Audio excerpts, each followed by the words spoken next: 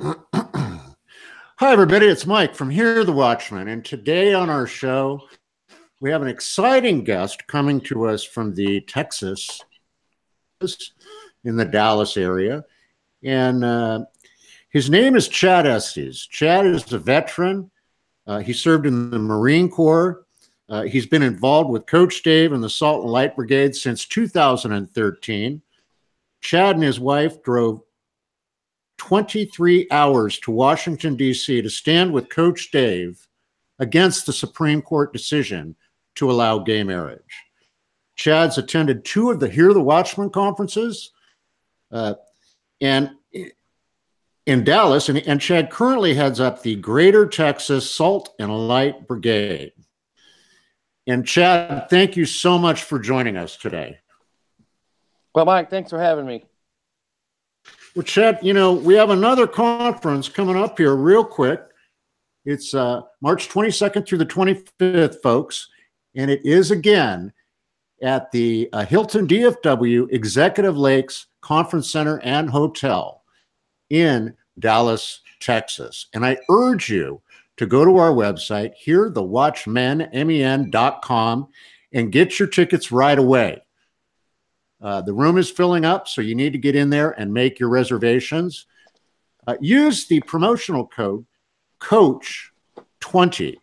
That's COACH20 and receive $20 off your ticket price. Chad, again, thanks for joining us. Let's talk a little bit about you, Coach Dave, and the Salt and Light Brigade did an amazing job assisting the hurricane victims down in the greater Texas area, this whole state. Tell us what went on with that and what you guys did. Well, excuse me. Okay, Mike. Well, first of all, we put out a call to on the Dave's regular daily show for assistance, and then also we're able to get on the Hagmans, and he's able to make the rounds on the stuff, and so we got a tremendous outpouring of donations. And so we had set goals, but we've greatly exceeded those. So what we did was we planned to have two teams. We had a lot of people sign up to go down there and help, and we set some dates. We kind of projected out. I'd been calling down there. I have some contacts down there, and so I'd been calling, trying to get things and organized and set up. And the best I could from 5 hours away is just get everything lined up. Plus the phones were down there for a while. And so what we did, we had a two-pronged effort. We went to Rockport, Texas, and then also to Baytown. And so, we only did Baytown for one weekend, and so we did. I take that back. We did Rockport for only one weekend. Went down there and we just did everything we could. We helped out. We donated to churches and stuff around there. Then try to find to assist with. we cut we cut firewood and tree limbs out of the way and everything, and then we fed 100 people a day for 4 days there straight. It was awesome work. I mean, I know Coach and I had talked quite a bit about that, and we tried to help out as much as we could and got the Oath Keepers involved, and just an amazing effort. I want you all to check out Coach Dave. All you have to do is Google him. It's Pass the Salt Ministries. He has Coach Dave Live, which goes on, I think, every morning of the week, where he shares his message. So check that out. Now, you had a recent meeting of the Texas chapter of the Salt and Light Brigade. What went on during that meeting? Well, Mike, what we usually do is we have people coming from actually all over the place. We had Ray, he came from Tennessee, and Matt came in from Alabama.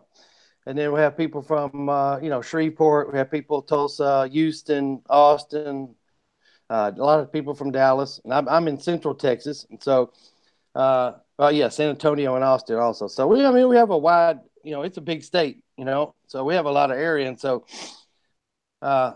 basically what we did was we come in and we're applying the things that we're learning at conferences such as yours that Hear the Watchmen, from the Dave's Daily Show and stuff. We're we're engaging seriously. We're getting off the couch and getting involved with the activity. So, we'll do spiritual warfare. We'll make application learning, not just, I think too often we just sit and receive information. We go, I knew it was bad. I knew it was bad.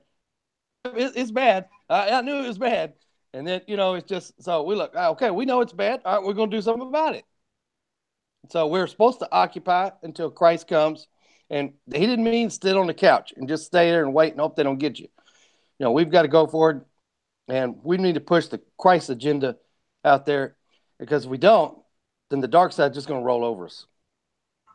Amen to that, brother. And you guys are doing a good job of that. Now, talk to me a little bit about making preparations spiritually, mentally, and physically for the time ahead.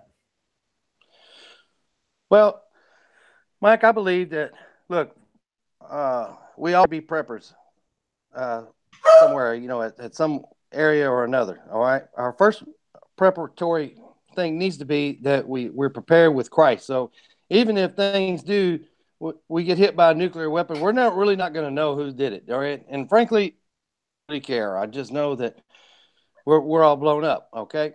So with that being said, you have to make sure that your soul, your heart, and your mind is right with Christ. So make sure you have that first, and then we move on to, again, into the occupy. How are we going to occupy if we're dead? So we need to get our minds right, that things are not going to be, we're going to go trials and tribulations and things like that. And so by having some things set aside, some extra food, some water, there's going to be a lot of evil that'll be running across the land. So we'll need to be prepared to defend ourselves if need be. So and that's part also what we talk about in the meeting, is that, it's try to do a smorgasbord of things while we're here. So it's just try to have little downtime as much as possible. Because I know if I come to an event, like when I come to hear the Watchmen, it's hear the guy, break, hear the guy, break, do this, break. I mean, it's organized. You guys are keep people moving. We didn't come, hey, I could sit around at home. So, and I can watch these people on my phone at home if I want to, but the opportunity to see these people live and get in there and just is what's great about it. That's what's great about it. And so when they go to these conferences and stuff, I'm all for it. You need the information, but you need to also make application of that, and that's where you get into the physical side of the preparation. Amen, brother. And let's talk about something that's really very important, and that's prayer. A lot of people, we talk about prayer and they're like, oh yeah, I pray, but let's talk about pinpointing prayer. What is it that you suggest people pray for, and how do they do that? Well, I a lot of times I know it's hard. I mean, there's some amazing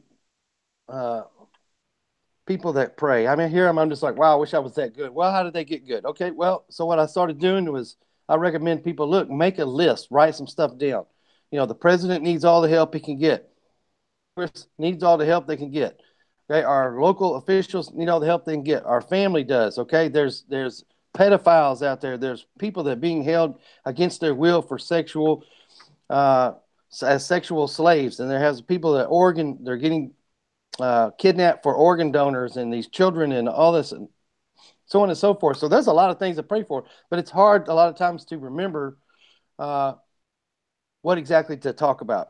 So while you're writing it down and making a list, and then look, the Lord wants to know what's in your heart. He wants it on your heart. So when you are praying, you pull out your list, and you read your list of everything that's going on, the things you can think about, so because you want to put some time and thought into it, because we need to be in prayer continuously, and our prayer needs to be powerful. It doesn't have to be long to be powerful, but it needs to be sincere. Amen. Amen. Now, we're really looking forward to seeing you at the conference in Dallas. What do you hope to take away from this year's conference? Well, I like all of them. I've learned something on every one of them, and I never know what I'm going to learn, frankly, because you have Henry Groover coming this time, and he's pretty exciting. And I saw him at the True Legends conference also. And, you know, the Dizdar and then Casper, you got a lot of different talent showing up there. And what's great about it there, Mike, is that not everybody that's talking about the same thing. Everybody has their own specialties, and that's what we like, because that's how we are as people.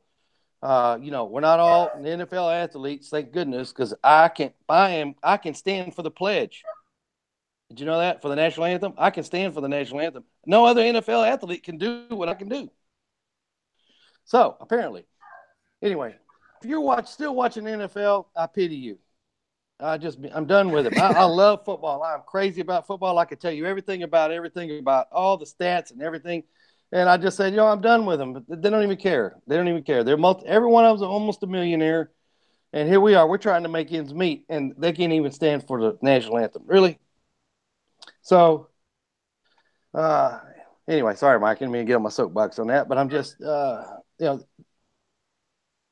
the average soldier in the military is not even making $1,000 a month. Listen, brother, I'm right there with you. You know, I used to love football. My son played football all through school. And you know, I haven't watched a single game this year. I just can't stomach it. Now, you know, we're looking forward to having the chapter, the Texas Salt and Light Brigade chapter, all you guys getting to the conference, helping everybody out there, getting involved with the baptisms there. And, you know, this year, Saturday night, Henry Groover, the original prayer walker, speaking, and we're not putting any time limit on him. We're letting him go as long as he wants to that evening. It's going to be an amazing event. Again, I want to thank you, Chad, for joining us today, and thank you for your service, Semper Fi, and everything that you and the Salt and Light Brigade are doing for the kingdom of Christ. Amen, Mike. And all right, brother. Thank you so much. Thank you. Until next time, folks, here on the Watchmen's Report, remember, you can do absolutely anything hard, except nothing at all. Go with what Coach Dave says and what Chad says. Get up off the couch, get out there, and do something for Jesus. God bless each and every one of you. We'll see you next time here on the Watchmen's Report.